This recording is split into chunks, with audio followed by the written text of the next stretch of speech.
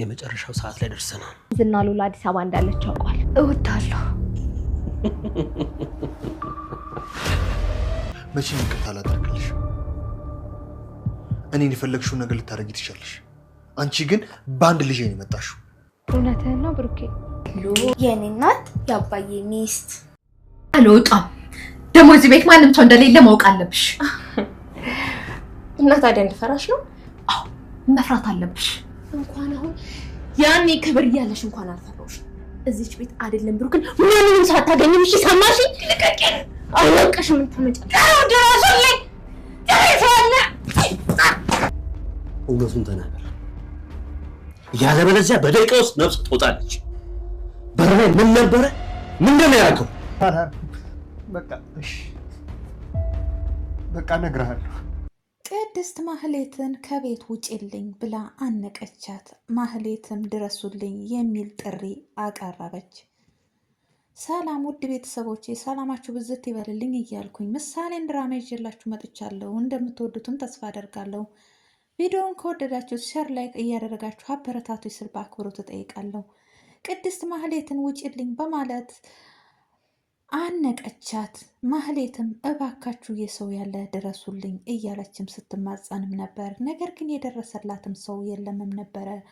ቅድስትም እሷን ጥላት ከኩሽና ወጥታም ሄዳለች። ማህሌት ቀጥታ ወደ እነ መድብል ጋር ሄዳ መድብል እንዴት ነው ሰላም ነው ብሎ የሚል ጥያቄ ይጠይቃታል። ነገር ግን በሴት እያስደበደባችሁኝ ምን ሰላም አለ ብላም ትለዋለች። መድብልም እንዴ ብሎም ይስቅባታል። አንተ ነበርክ ደህና ሰው፣ አንተም እንደዚህ አልከኝ ምን እናድርግ ብሏትም ነበረ።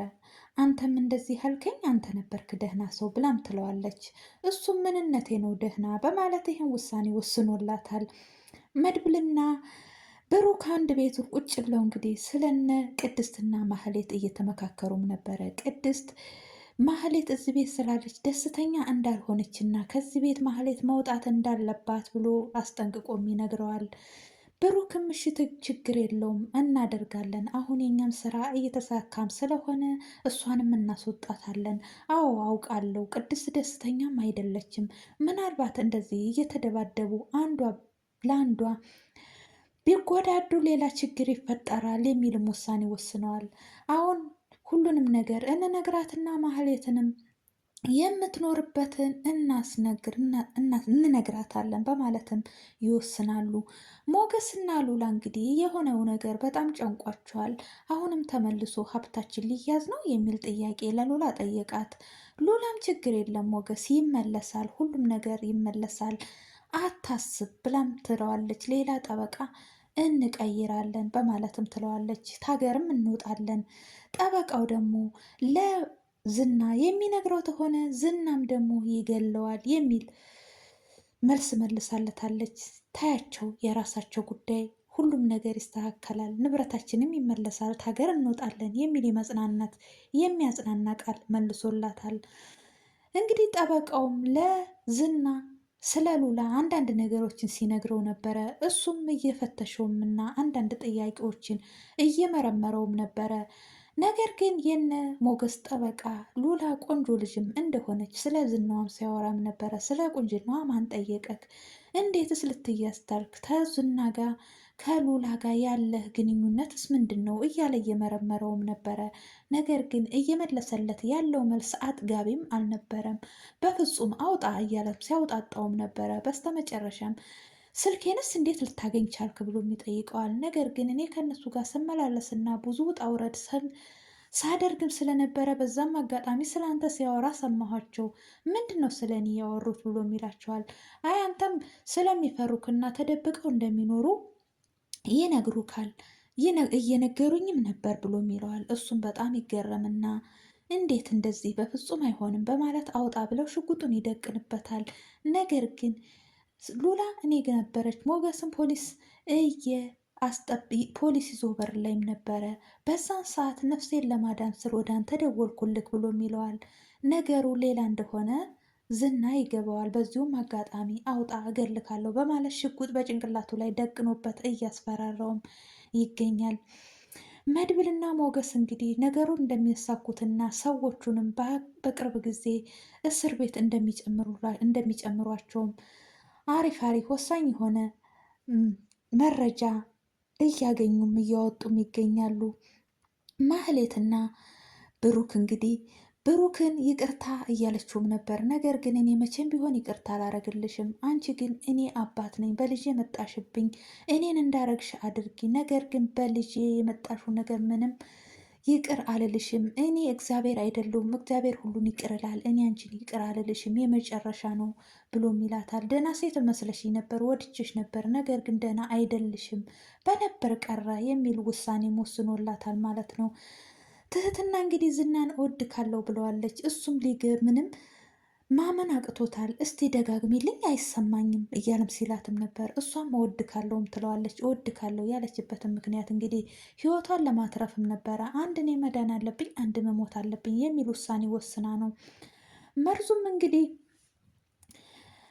ሄዶ ጋዝ የቡታ ጋዝ እሰራለሁ በማለት ነው እንግዲህ ደላላ ሁሉን ይችላለሁ የሚል አቅም አለው። ዛሬ ላይ ግን ኤሌክትሪክ እኔ የፈለገስ ምንም አይነት ስራ አያቅተኝም እሰራለሁ እያለም ሲላትም ነበረ። በዚሁም አጋጣሚ ሂድ እስቲ ስራ ወይንም አዲስ ግዛልኝ፣ ግን ለምን ጠራሽኝ ብሎ ይላታል። ነገር ግን እኔ እዚህ ሰፈር ነኝ ስትለኝ እኔ ቡታ ጋዝ መስራት እችላለሁ ስቶቭ መስራት እችላለሁ ብለህ ስትል እንድትሰራልኝ ናልኩክ እኔ ደውሌልክ አይደለም በማለትም ትለዋለች። በዚሁም አጋጣሚ የታለል ስራ በማለት ቀጥታ እስቶፉን ሊሰራ ሲል በመብራቱ ይያዛል። በጣም ይደነግጣል፣ እሷም ትደነግጣለች። እሷም ላይ ተኝቶ ለማንኛውም ወይም ማሰራው ወይም ሌላ ሰራተኛ እመጣለሁ ብላም ትለዋለች። በጣም ይደነግጣልና ወይንም ወስጄ አሰራለሁ ወይንም ራሴ እሰራዋለሁ ወይንም አዲስ እገዛለሁ እንጂ ሌላ ሰው አንቺ ጋር እንዲመጣ አልፈልግም በማለት ውሳኔውን ወስኗል።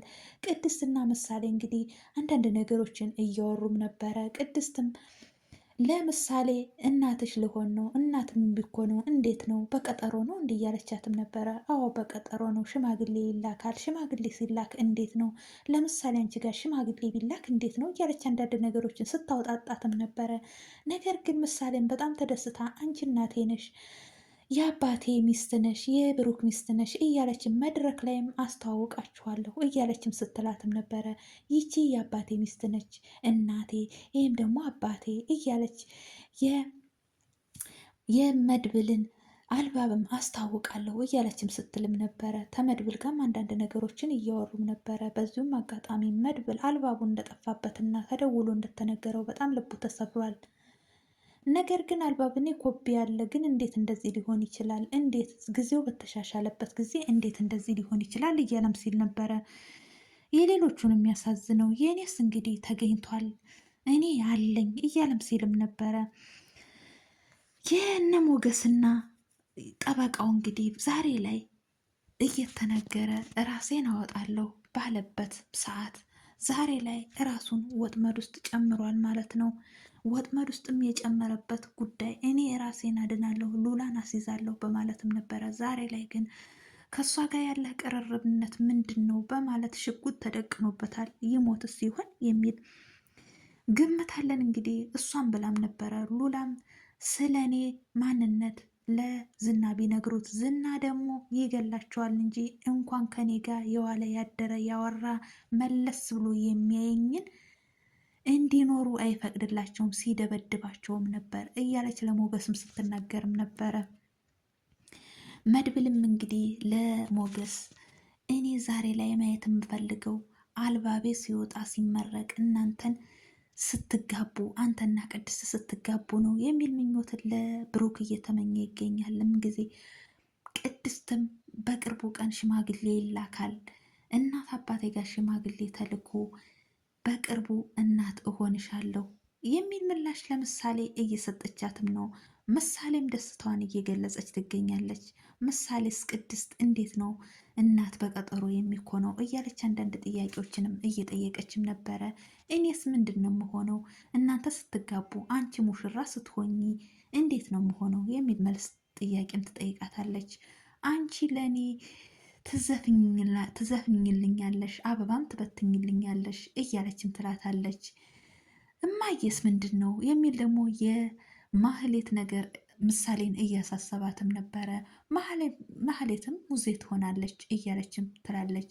ነገር ግን ትቃጠል የዋጋዋን ዋጋዋን አገኘች የሚልም ደስታዋንም እያሰማቻትም ነበረ። በዚሁም አጋጣሚ እነ ብሩክ እነ ምሳሌ እነ ሞገስ የቅድስትን እናት መሆንና የብሩክ ሚስት መሆን በጣም ፈልገውና ጓጉተው እየጠበቁ ይገኛሉ። ነገር ግን ማህሌት መቼ ነው ይችልሽ ከቤት ወጥታ እኔና ብሩክ የነበረውን ህይወት አብረን የምናሳልፈው የምንምኞት ትመኛለች። ነገር ግን መቼም ቀን የእነሱ ህይወት ተመልሶ አብረው አንድ ላይ እንደማይኖሩ ቆርጦ ውሳኔውን ነግሯታል ማለት ነው። እሱም እንግዲህ እቤትህም እሷን መልሳ እቤትክም አስቀምጠኸኛል፣ እስካሁንም እያኖርከኝ ነው፣ ለምንድን ነው ይቅርታዬን ያልተቀበልከኝ? እባክክ እኔ የምፈልገው ሌላ ህይወት አልፈልግም፣ ትማሪበታለሽ ብሎ ይላታል። እኔ ሌላ ህይወት አልፈልግም፣ የምፈልገው የምንነበረው ህይወታችን ፍቅራችን ተመልሶ ከአንተ ጋር አብሮ መኖር ነው የምፈልገው፣ ሌላ አዲስ ህይወት አልፈልግም ብላም ትለዋለች። ነገር ግን እኔ አዲስ ህይወት እፈልጋለሁ የሚል ውሳኔ ወስኖላታል።